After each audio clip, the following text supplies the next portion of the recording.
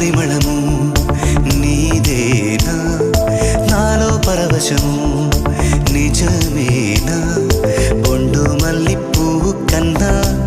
తేలికగు నీ సోకు రెండు కళ్ళు మూసుకున్నా లాగు మరి నీ వైపు సొగసును చూసి పాడగాయలా